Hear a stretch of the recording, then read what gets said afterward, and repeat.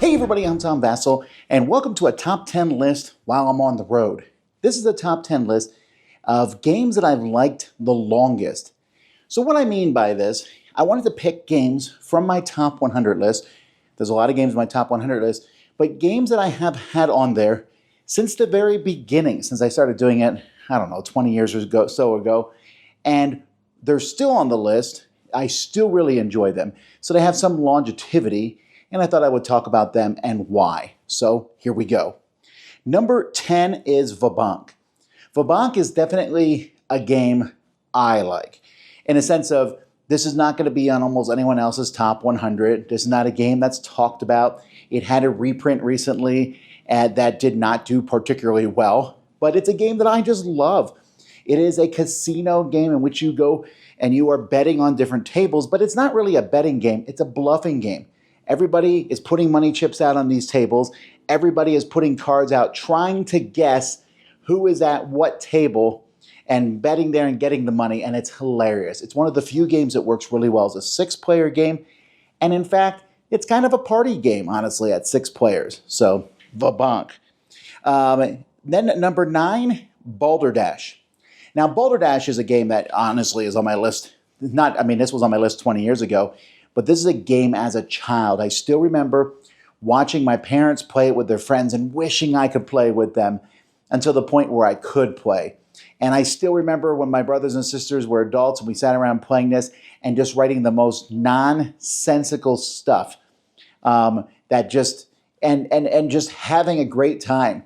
There are many party games that are out there, and Balderdash, which eventually there was a spin-off called Beyond Balderdash, which I like better, and then they folded that into the original game. But guessing if a word is true or not, nowadays this is a very popular game that's done in many different ways. Probably Jackbox has a very common version of it. But Balderdash is just a game that makes me laugh and have a great time. Number 8 is Amun-Re, a Reiner Knizia game. Reiner Knizia has made some fantastic games, and Amun-Re is a game that there's a lot of reasons I like it. First of all, it's an auction game, and I normally dislike auction games, but this one stays true to form as it lets you only auction certain amounts. You're auctioning over different spots, and then halfway through the game, everything is wiped. Whoever owned different properties in Egypt with all their benefits and all the pyramids they built, they're now gone, and we can auction them off again. And I just love that idea of not necessarily a reset, but building up an almost a dynasty-type feel to it. Great components. A nice reprint of this was recently done from Alley Cat Games. Like it a lot, Amun-Re. Number 7 is Domain. Now, I've told the story before where Domain is a game that I like a lot because my wife bought it for me as a present, one of the first games that she just almost randomly bought. It was on a list of games I wanted. That list was hundreds of games and wasn't really kept up to date. And she went and found it and played and got it for me, and I love it. She doesn't actually like it that much, but this is a game, it's so mean. It's from Klaus Teuber, best known for making Catan. But Domain is a game in which you are buying cards and slowly building your domains and fighting with other people and pushing back and forth with a very clever card mechanism where you're spending cards for money or using those cards to do things that isn't really done much these days. And I just find it to be really, really an entertaining game and stands up well over 20 years later. Number 6 is another party game, and this is another one that I played all the way back. Well, no, not in college. It was just after college. It was after I first got married. It's one of my first reviews, actually, and that's Time's Up. Now, Time's Up, there are many different versions of this game out there, although I think Time's Up is still the best version of this out there.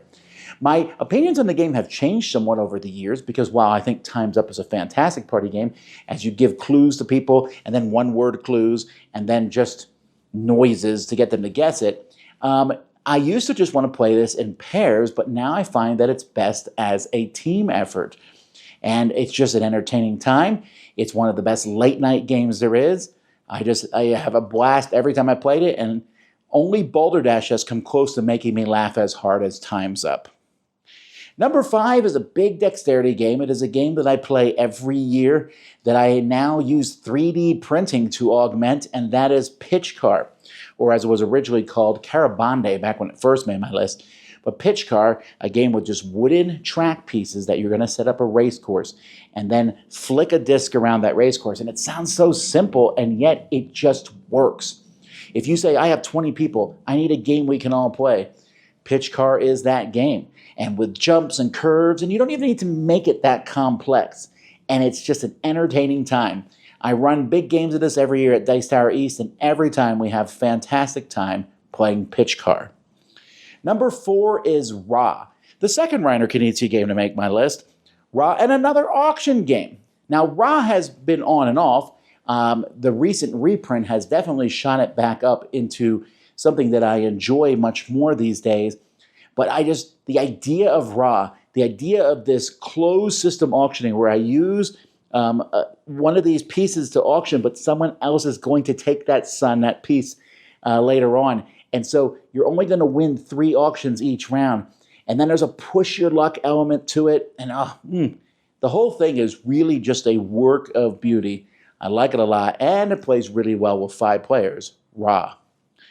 Number 3, I loved it as soon as it came out, and that is Ticket to Ride. Ticket to Ride, a game that plays well with everybody. A game that plays well with people who have not played many board games. But if you've ever played Ticket to Ride with a bunch of people who are good at Ticket to Ride, you'll realize it is not a game full of luck. There are many, many different maps for this. They're still coming out with more maps for this system.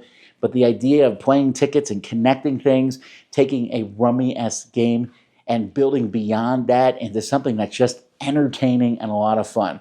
Spin-offs and small games and even a legacy version are there, but the base game of Ticket to Ride still stands true many years later. My number 2 is a game that when I first got into board gaming, I've been playing board games my whole life, but there was a period where I played Warhammer. And I told my wife, I'm done with miniatures games.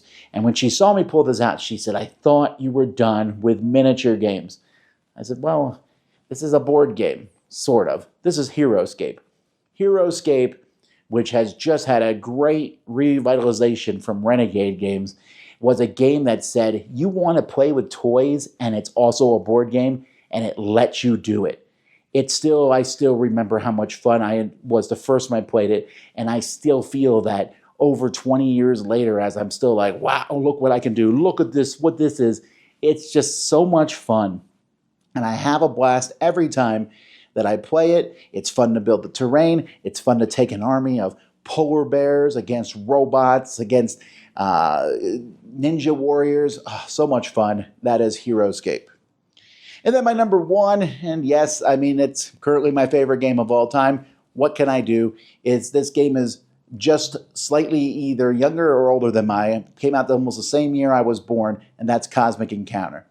What can I say? Cosmic Encounter stands the test of time. It is a fantastic game.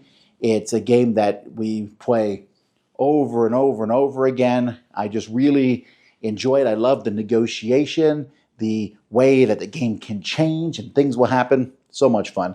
I highly recommend it. And that's my number 1 game. So those are 10 games that I've enjoyed for a really long time. What are games that you've enjoyed for 20 years or more? Unless, of course, you're like 17 or 18. Then what are games you've enjoyed playing your entire life? There's a lot of games that I enjoy from a kid up till now, and I'll talk about those. Games that I loved as a kid that I still think are fun to play now in the future. But anyway, these are 10 great games for you. I'm Tom Vasel. We'll see you next time on the Dice Tower.